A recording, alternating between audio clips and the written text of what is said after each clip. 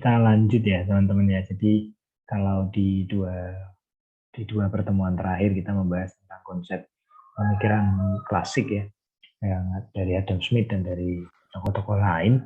Kemudian dari pertemuan sebelumnya merkantilis. Nah, hari ini kita akan cerita tentang teori pembangunan ekonomi atau madzhab perekonomian yang sifatnya antitesa dari klasik ya.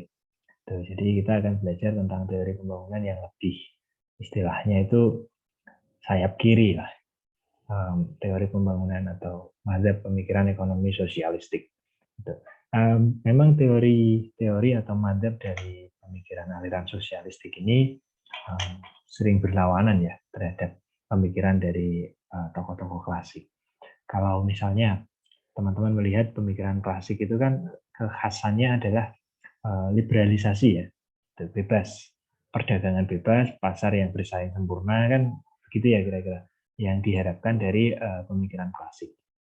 Kemudian juga individualistik, karena dengan individualistik maka produktivitas akan lebih terjaga.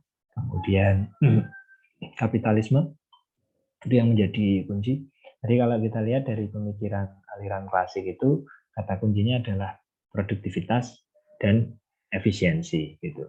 Nah, untuk mencapai produktivitas dan efisiensi itu harus pasar bebas, persaingan sempurna, individualistik.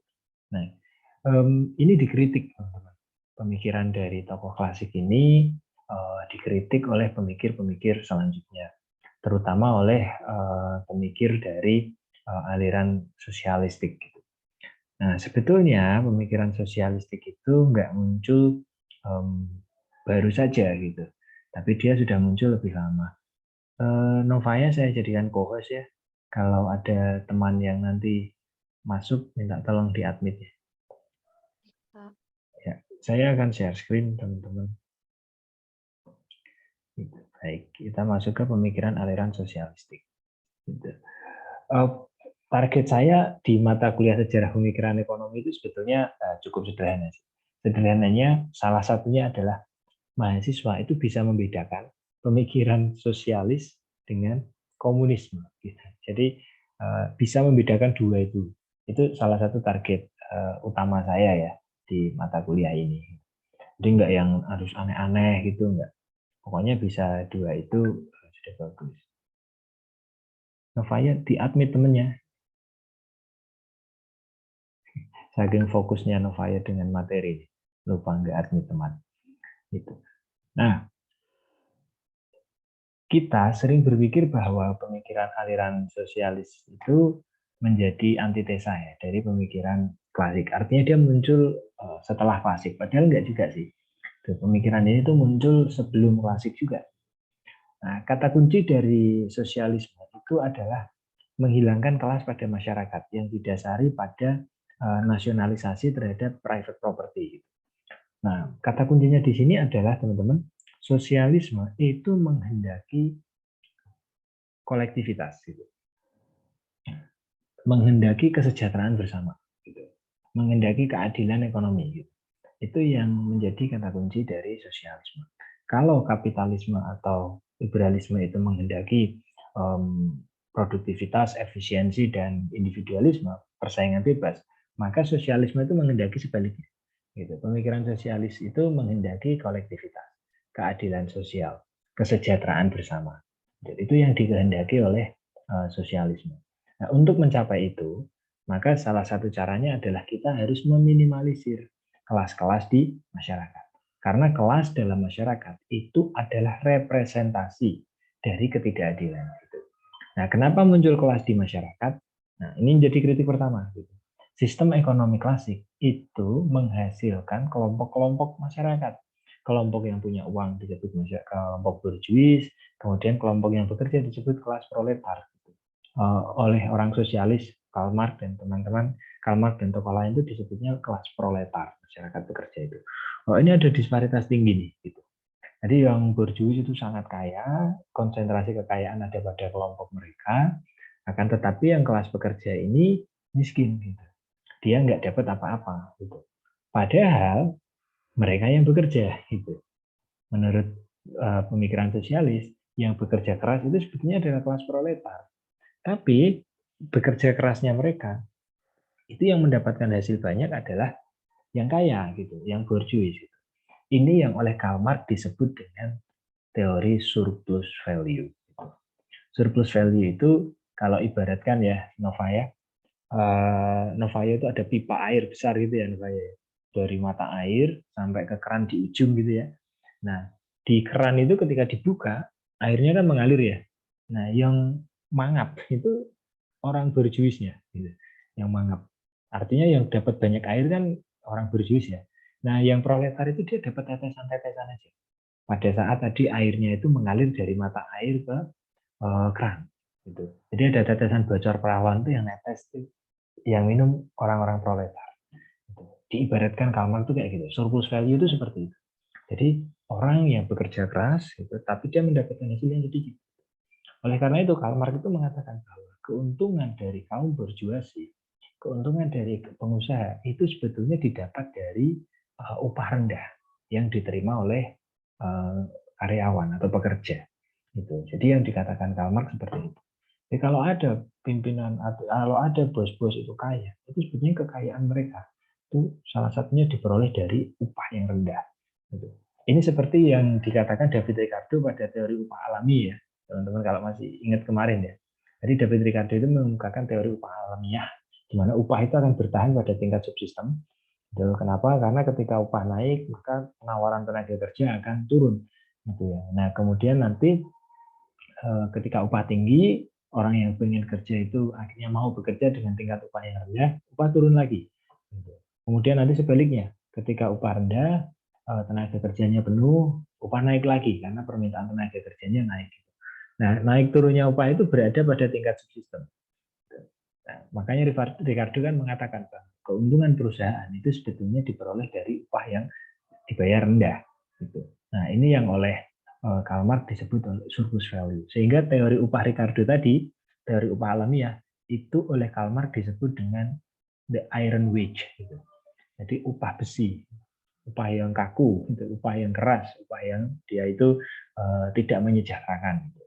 Maka Karl Marx mengatakan bahwa teori upahnya Ricardo itu upah besi, ini upah yang menyengsarakan. Gitu. Nah, Karl Marx itu selalu mendasari ide atau pemikir sosialis setelah klasik ya, salah tokoh besarnya Karl Marx ya. Itu mendasari idenya dari kritik-kritik besar terhadap praktek kapitalisme yang membuat pekerja-pekerja itu menjadi miskin. Mereka korban. Oleh Karl Marx disebut dengan surplus value, keuntungan dari pengusaha ini. Nah, ini yang diharapkan dihilangkan. Sehingga Karl Marx melihat kalau mau kita itu adil, ya harusnya nggak ada kelas di masyarakat. Gitu. Semua itu bekerja bersama, gitu, berdasarkan spesialisasi masing-masing. Jadi kelasnya itu tidak terstratifikasi, tapi terdiferensiasi. Gitu, dalam satu jenjang yang sama. Bukan stratifikasi, bukan hierarki, gitu, tapi sama. Ya, pengennya Karl Marx kayak gitu. Nah, kita next. Nah, ini prinsip sosialisme yang mulai berkembang. Gitu. Jadi kalau kita pakai definisi ini, sebetulnya sosialisme itu seolah-olah menjadi antitesa dari pemikiran klasik gitu, yang mementingkan kepentingan pribadi. Tapi sebetulnya kalau Anda membaca bukunya Host Cokroaminoto, judulnya itu Islam dan Sosialisme. Buku itu terbit di tahun 30-an kalau nggak salah. Tahu ya Cokroaminoto ya, gurunya Bung Karno, pahlawan nasional juga. Nah, Cokroaminoto itu mengemukakan sebuah gagasan. Saya membaca bukunya itu gagasannya itu ternyata nilai-nilai yang terkandung dalam ajaran agama Islam itu sebetulnya sudah sesuai dengan napas-napas sosialisme. Gitu. Apa napas sosialisme? Keadilan bersama, kesetaraan, serta kolektivitas. Gitu. Jadi sebetulnya Islam itu jauh sebelum klasik dan jauh sebelum Karl Marx itu sudah mengajarkan nilai-nilai sosialisme. Gitu. Nah, kalau kita pakai definisi yang benar dari sosialisme, menurut Cokroaminoto dan definisi yang tepat, maka sosialisme itu bukan penghilangan hak milik pribadi, gitu. Tapi sosialisme itu adalah kolektivitas, gitu. Keadilan sosial, kesejahteraan bersama.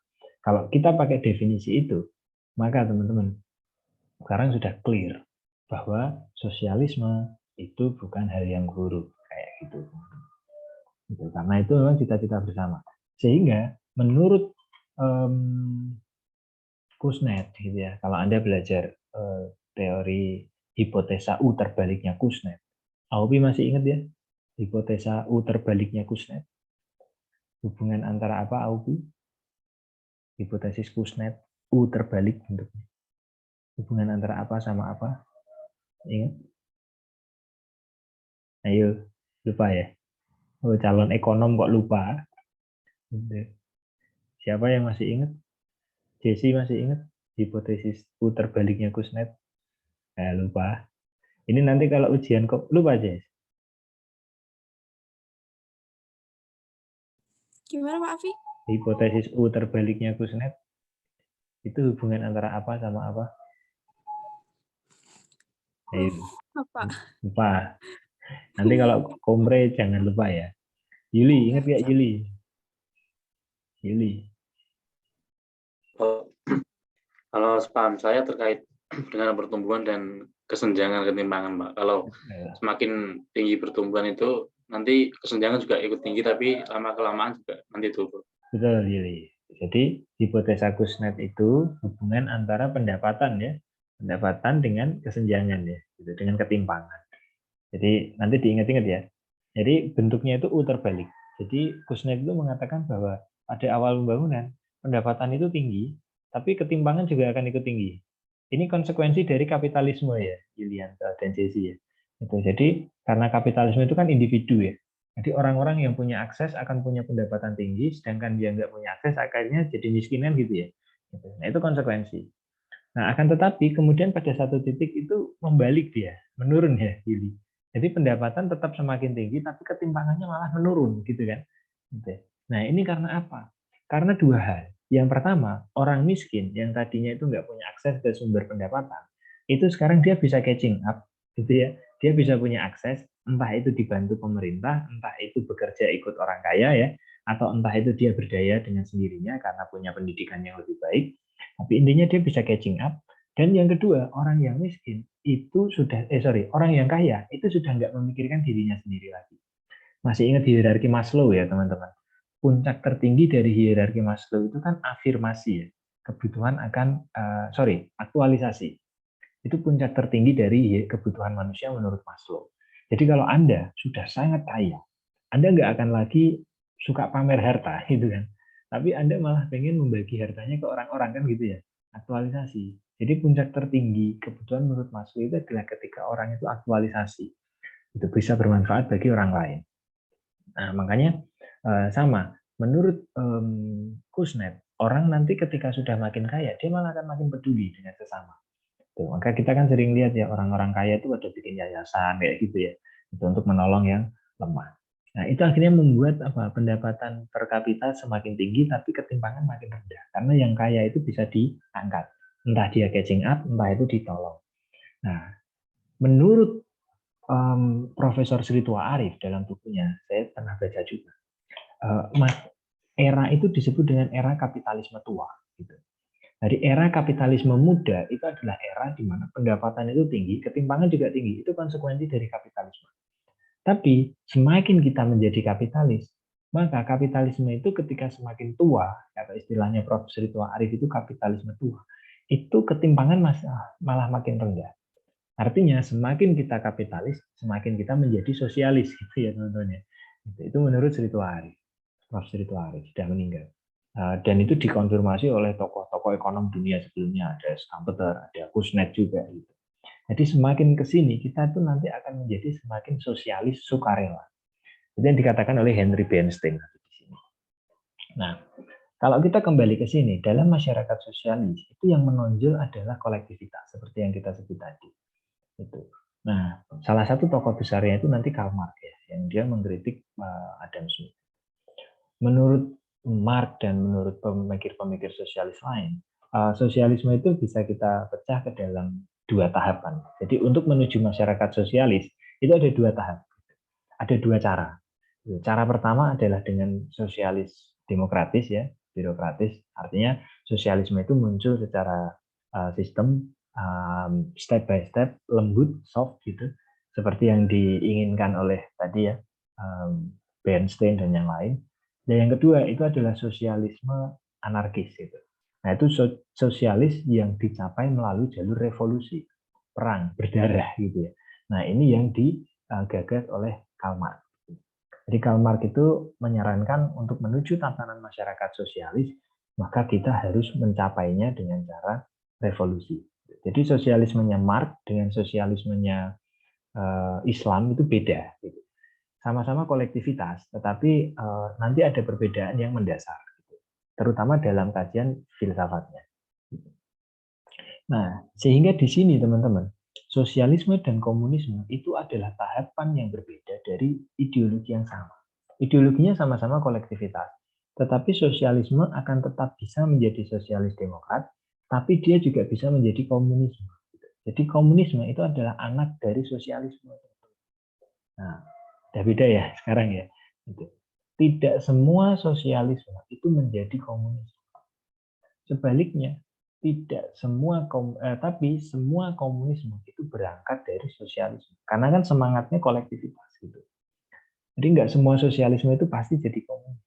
Nah, ini yang kita harus paham, bahwa sosialisme itu adalah kolektivitas, kebersamaan. Nah, untuk mencapainya, nah kita ada beragam cara gitu. Kalau pakai caranya Karl Marx berarti kita pakai sosialis anarkis, nanti ujungnya adalah masyarakat yang komunis. Gitu. Tapi kalau pakai caranya Islam ya sudah kita normal saja gitu. Kalau mau pakai sukarela ya udah kita pakai jalur kapitalis saja. Nanti pada akhirnya kita akan kolektif sendiri kok. Nah, itu yang menjadi perbedaan. Perbedaan yang mendasar kedua adalah pada tahapan masyarakat sosial itu hak milik pribadi masih boleh. Gitu. Tapi kalau di komunis enggak. Ini saya kasih perbedaan mendasarnya. Apa sih perbedaan antara sosialisme dan komunisme? Tuh. Nah, perbedaannya ini yang paling mendasar. Pada masyarakat sosialisme, itu barang-barang didistribusikan menurut produktivitas produsennya. Gitu. Tapi kalau pada masyarakat komunisme, barang itu didistribusikan berdasarkan kebutuhan. Saya ambilkan contoh. Ini pada tahapan sosialisme konvensional ya, belum sosialisme yang dari kapitalis ya. Contohnya begini, kalau di masyarakat sosialis itu, misalnya Novaya, Yulianto, dan Jesse, yang terlihat di layar saya ada bertiga. Misalnya Novaya menghasilkan 10 ton beras, Yulianto 5 ton beras, dan Jesse 1 ton beras. Gitu. Nah kebetulan Novaya, Yuli, dan Jesse ini, Novaya masih belum menikah, Yulianto belum menikah, Jesse anaknya 5. Misalnya. Nah, kemudian membaginya begini, kalau di masyarakat sosial. Novaya kan tadi menghasilkan 10 ton ya. Nah, karena menghasilkan 10 ton, produksi kalian kan dikelola oleh saya ya, negara ya. Nah, nanti kan Anda saya kasih imbal balik kan. Novaya saya kasih misalnya 10 juta, Yulianto saya kasih 5 juta, Jesse saya kasih 1 juta. Gitu. Pembaginya kan berarti bagi hasilnya berdasarkan produktivitas kalian ya. Gitu. Novaya menghasilkan banyak ya saya kasih banyak, Jesse menghasilkan paling sedikit ya saya kasih sedikit kan gitu ya. Nah, ini model pembagian produktivitas pada masyarakat sosialis. Itu kayak gitu, teman-teman. Jadi berdasarkan produktivitas. Tapi kalau di masyarakat komunis itu nggak gitu. Gini caranya kalau di masyarakat komunis. Novaya tadi menghasilkan 10 ton, Yuli 5 ton, Jesse 1 ton kan gitu.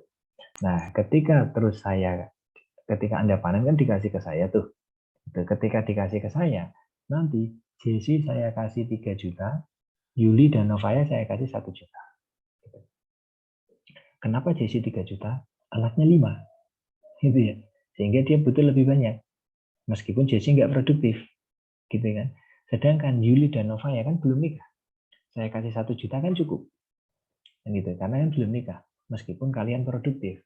Nah, itu cara pembagian hasil pada tatanan masyarakat komunisme.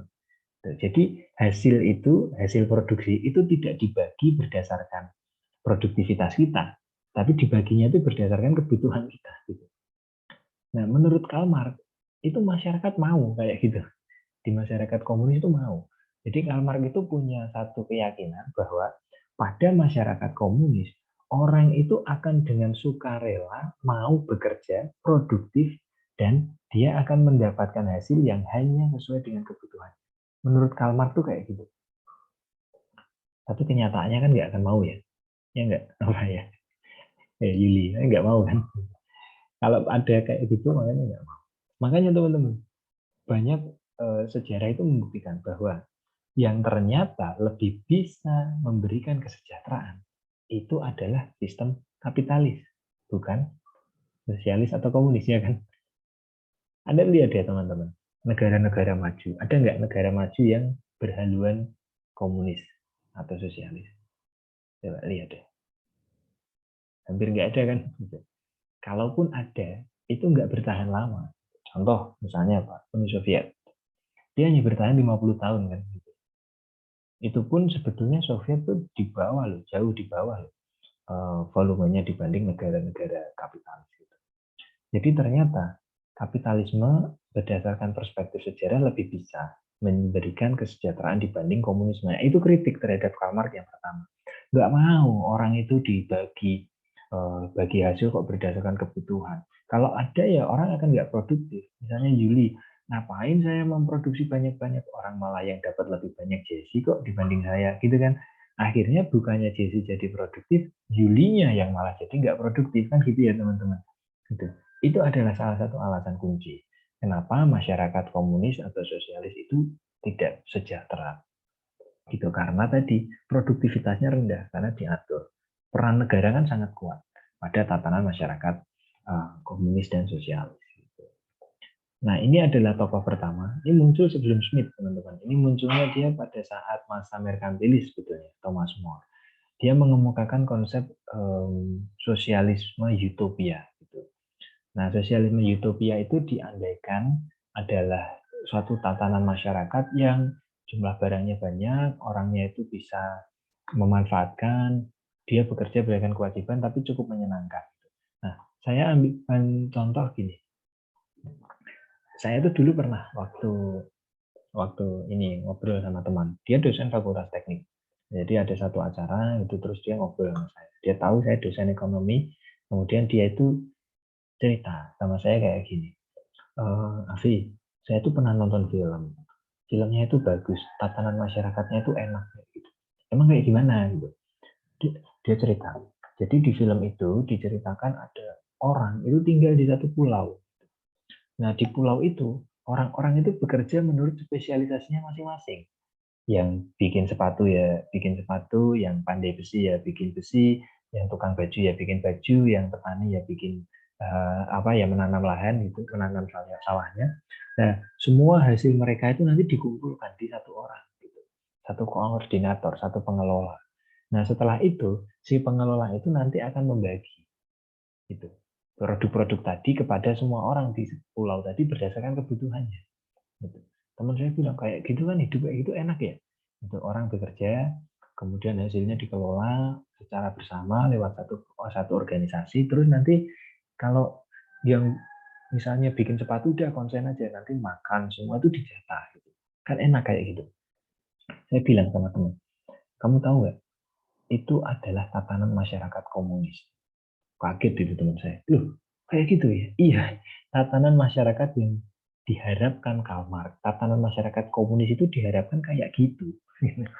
Itu disebut dengan sosialisme utopia. Gitu. Jadi udah langsung kaget teman. Oh ternyata komunisme itu seperti itu teknisnya, impiannya. Betul. Jadi di komunisme itu nggak ada hak milik pribadi. Semua orang itu bekerja bersama atas nama negara. Kemudian ketika dia bekerja, hasilnya itu diambil negara semua. Nanti terus tuh dia dijatah. Kayak gitu berdasarkan kebutuhan. Tadi ingat ya, according to needs ya. Gitu. Di tatanan masyarakat komunis tuh kayak gitu. Gitu teman-teman. Jadi sistem pasar yang komunis itu monopoli. Kayak tadi, dikelola satu organisasi. Sistem pasar di negara komunis itu monopoli. Gitu. Nah, kalau di negara kayak Cina gitu gimana Pak? Gitu. Dalam kenyataannya sulit teman-teman. Untuk membuat semua sistem itu monopolitik itu sulit. Makanya sosialisme itu versinya banyak. Bahkan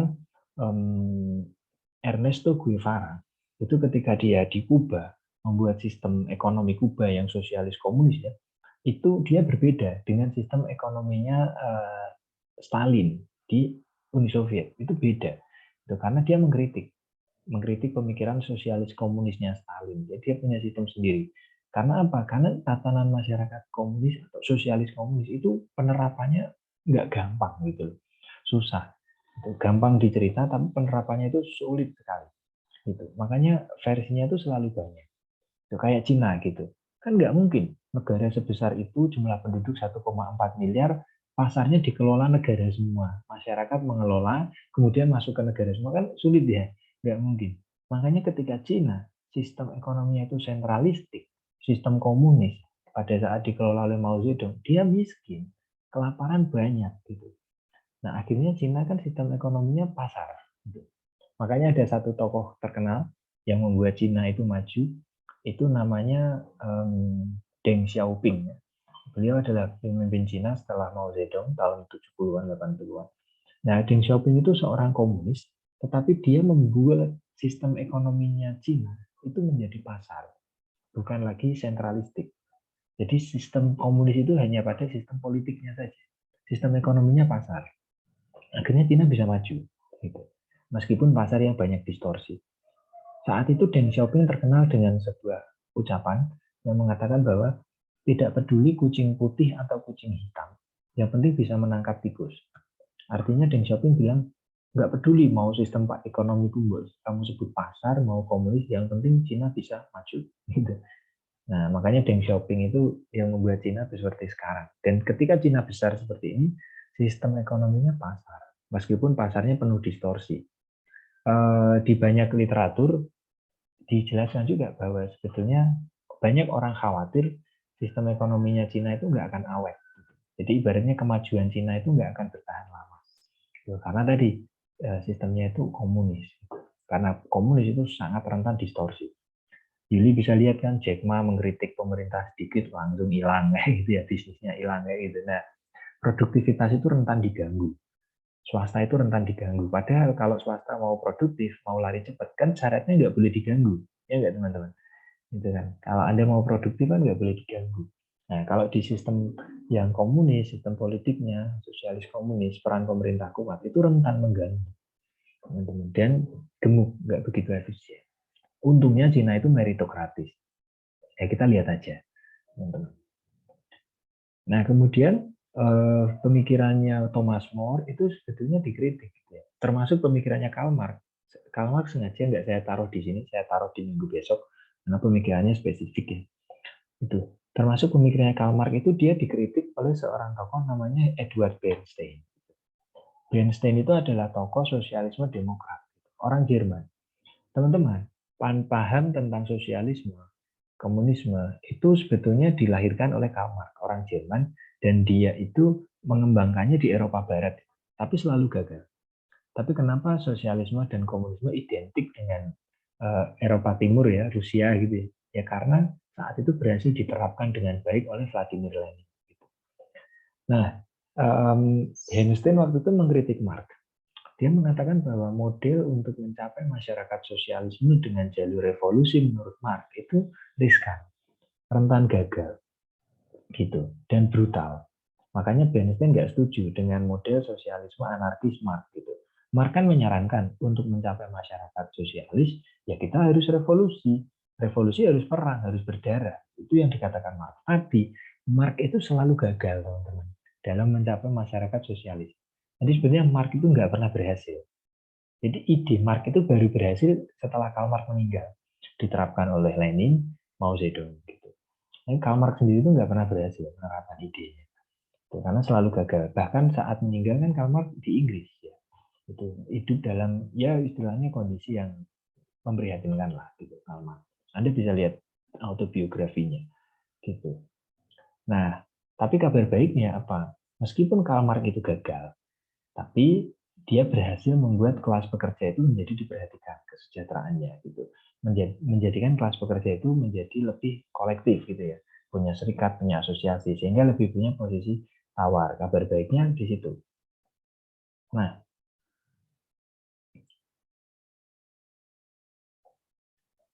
ini yang menjadi kritik ya gitu dari Bernstein terhadap Marx gitu. Meskipun dia mendukung Marx bahwa perekonomian itu harus kolektif, harus dikontrol, harus ada peran kuat dari negara.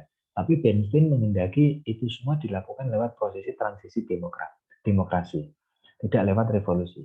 Karena menurut Bernstein, untuk menghapus kapitalisme dengan kekerasan, ini nggak sesuai dengan ajaran agama. Menurut Bernstein gitu. Sehingga Karl Marx ini nggak cocok gitu, pemikirannya, karena nggak sesuai dengan ajaran agama. Tapi Karl Marx kan nggak peduli ya. Karl Marx kan ateis. Jadi Karl Marx itu punya satu perkataan yang masih diingat. Jadi dia mengatakan agama itu candu. Jadi agama itu sebagai alat untuk menipu orang. Kalau orang beragama, dia itu akan mabok. Dia nggak akan bisa berpikir rasional, tapi dia akan didorong oleh dogma-dogma. Gitu. Sehingga ini nggak bagus. Itu menurut Karl Marx. Sehingga kalau Anda lihat pada tatanan masyarakat komunis ya, bukan sosialis, itu orang nggak boleh beragama ekstrim. Kayak ingat dulu PKI ya di Indonesia ya, itu kan orangnya ateis gitu. Kemudian di Cina partai komunis itu orangnya juga nggak beragama. Banyak yang nggak beragama, kebanyakan nggak beragama. Tuh, karena Karl Marx menghendaki gitu. Karena menurut pandangan Karl Marx, agama itu candu. Kalau kita masih sosialisme bebas, tapi kalau kita sudah komunis, nggak boleh beragama. Gitu. Karena kalau nanti orang beragama, dia lebih percaya sama dogma agama daripada sama leadernya. Maka kalau kita lihat nih teman-teman, negara yang dia itu menjadi negara komunis melalui jalur revolusi, pasti negaranya satu, otoriter, dua, cenderung ateis, tiga, susah maju. Gitu. Contoh, negara yang masih komunis sampai sekarang. Ada Cina, Korea Utara, Laos, Vietnam. Gitu. Dan Anda lihat, kesamaannya apa? Sama-sama otoritarian kan? Gitu. Demokrasinya nggak begitu berjalan. Gitu. Meskipun berjalan ya yang menang masih partai komunis terus. Di Cina itu dari dia dan Cina juga sama. Cina dan Rusia itu mengawali menjadi negara komunis melalui revolusi.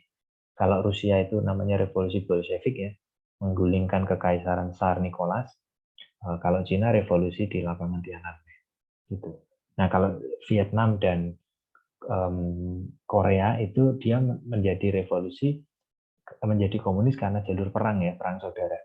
Gitu. Korea itu perang antara Korea demokrasi dan komunis.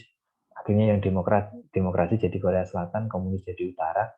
Kemudian Vietnam juga sama, itu yang komunis di selatan, yang di utara gitu. Kemudian di beberapa negara yang lain juga gitu. Jadi ada yang pokoknya jalurnya kekerasan. Gitu. Di Indonesia kan juga dulu mau gitu kan revolusi ya. Revolusi PKI tahun 40 gagal. Kemudian 65 gagal lagi kayak gitu. Jadi memang jalurnya kayak gitu, teman-teman.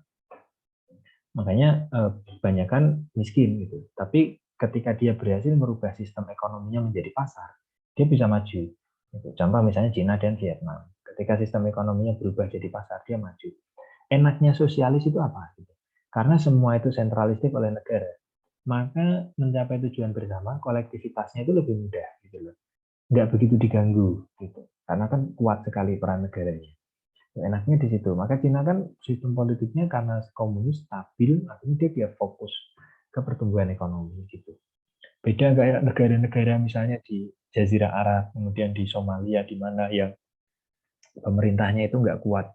Ya akhirnya rentan jatuh nih teman-teman. Gitu. Baru mau berdiri, jatuh lagi. Nggak sampai tumbuh. Gitu. Nah memang kata kuncinya di sini sebetulnya adalah politik yang stabil. Gitu. Nah politik yang stabil itu tadi bisa dicapai dengan jalur revolusi kekerasan atau jalur yang lain. Tapi sejarah membuktikan bahwa Karl Marx itu kan sebetulnya menghendaki revolusi melawan kapitalisme. Gitu. Tapi yang berhasil di beberapa contoh negara itu revolusi melawan kerajaan itu yang berhasil. Gitu. Jadi kita nanti akan lihat ada banyak. Tapi kalau kasus yang sosialis gimana Pak? Nggak nyampe komunis itu. Kita bisa lihat di Amerika Selatan. Di banyak negara Amerika Selatan yang berhaluan sosialis itu pendapatannya relatif bagus juga, tapi demokrasinya nggak tahu. Nah, ini adalah contoh. Nah, ini kritik Bernstein ya terhadap sosialismenya Alan Marx gitu. Yang pertama, doktrin pertumbuhan konsentrasi industri yang cepat itu akan membuat sosialisme justru akan sulit berdiri tegak karena informasi industri itu banyak. Kemudian industrialisasi akan meningkatkan pendapatan pekerja dan standar hidup, tapi menurut Bernstein ini justru nanti akan membuat sosialisme itu nggak dibutuhkan lagi.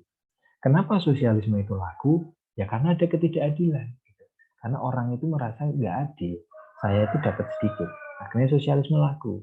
Tapi ketika sudah nanti industrialisasi berkembang, pekerja naik lagi, sejahtera lagi, nggak butuh sosialisme, kita jadi kapitalis lagi malah. Itu kritik gitu. Kemudian menurut Bernstein, doktrin kelangsungan hidup antar kelas itu akan selalu ada. Gitu. Karl Marx itu mengatakan kayak gini, akan selalu ada konflik antara pekerja dengan pemilik usaha. Tapi Bernstein mengatakan, enggak, konflik itu enggak selalu ada. Asal mereka bisa saling memahami, kesejahteraan bersama bisa dicapai, akan harmonis. Gitu.